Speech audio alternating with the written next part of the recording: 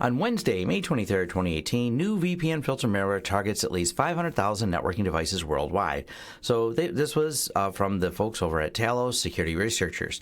And this was an intro, and I covered some of this because this is why the FBI decided that you should reboot your routers, especially because so many of these are consumer-facing routers that are affected, but there are some commercial ones in the list as well.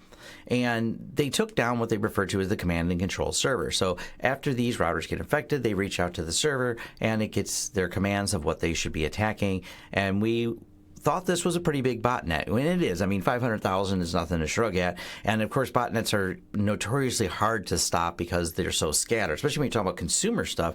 It's not like they can go block them because they're located in this area, this region. No, this is a global problem. We're globally connected, so now the problem has scaled globally.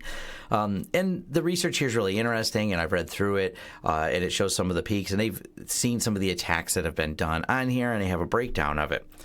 Then, coming on Wednesday, June 6, 2018, VPN Filter update.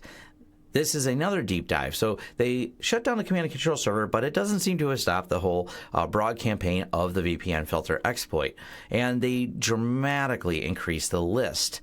Now, to note, there's a few ones that kind of surprised me because when I seen these Ubiquity devices on here, I'm like, what? You know, someone had mentioned to me about this, and being a big Unify fan, I was like, well, was there something I missed on these? Here's the thing.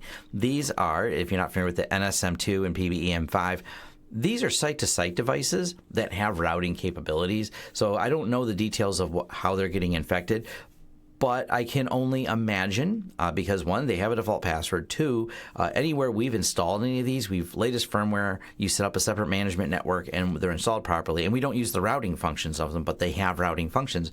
So it leads me to believe that there's a handful of them public-facing with public IPs on the internet, probably with the default password from people who don't know what they're doing and misconfigured them. So they're not exactly like a threat. We made sure we always have the latest firmware on the ones we're setting up for our clients. We've used these devices, but they're also not public-facing, and the management side of them is not part of the network that they're transporting.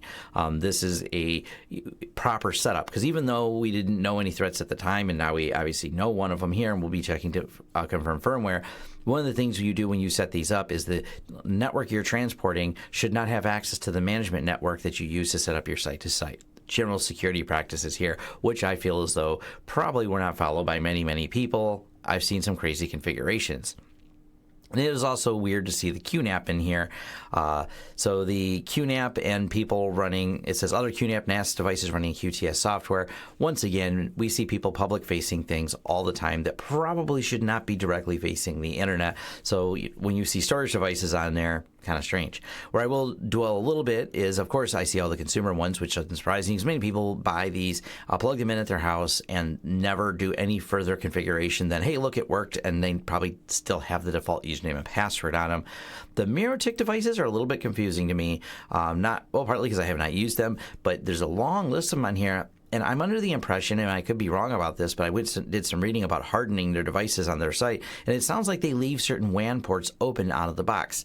And I'm going to just quickly talk about pfSense because, as you many know, I'm a big fan of pfSense, and this goes a lot for the Unify equipment as well, including their firewalls and just a lot of other firewalls in general in the commercial market. By default, pfSense has no WAN rules, which means they all are blocked. You have to implicitly allow things open on the WAN. So when people ask me about how to secure things out of the box, there's nothing open on the WAN side, so you're good. Thumbs up.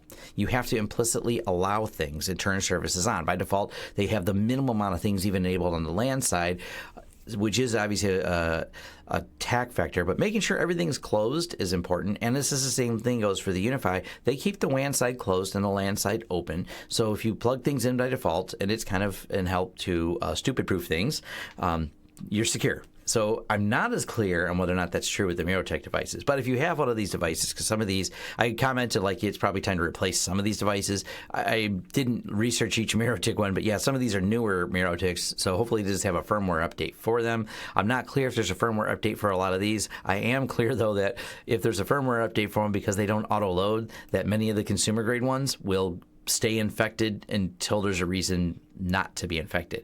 Now, here is all the signatures which they've listed, which I think is pretty cool. And because Talos is part partnered with all the snort and all the rule updates for your intrusion detection systems. There are IDS rules for those who are running intrusion detection systems that will find and see this. But let's talk about the other part that they discovered, which makes this very interesting. So they did some breakdowns of the x86 version, which is really interesting because it turns out that while it's on some of these routers that have functionality to do this, and you got to remember these routers have a lot of power. They have processing inside them. They're running small Linux kernels, so you can do extra things to them, including HTTPS downgraded hacks. And they found that these are looking for and trying to downgrade with a series of rules and what they refer to as injections into your system. So these could be actively attacking the data that's coming across there. So you think you're going to a secure website and they're looking for exploits in that to exfiltrate data from your system. So it's not only the risk of these being a botnet and a attack, but it's also the added risk now that they are trying to actively gather passwords or trying to actively gather information.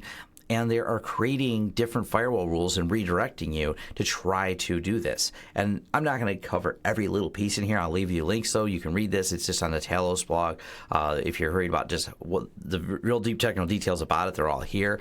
But it's the bigger, broader thing of if you have anything on this list, if you have one of those routers, you should make sure you have the latest firmware, wipe it, reload it, make sure you have the default password set. And if there is not a firmware update, question whether or not you should have it. Like, you really got to think, do you care at all about security? You should probably consider replacing it if there's not an update for it that mitigates whatever the attack is. Now, this also becomes complicated because we don't always know the how, we just know the that it's happened.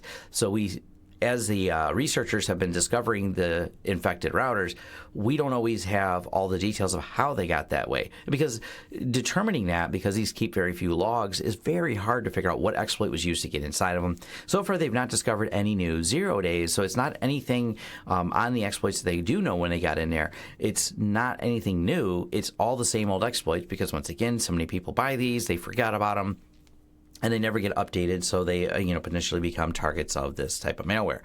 But that's just the update from the VPN filter. It's an interesting read if you're into security research. It also comes back to the question I'm asked a lot is which firewall should I get? And one of the reasons I have the list of ones that I like, and I have a hard time ever recommending any of the consumer ones.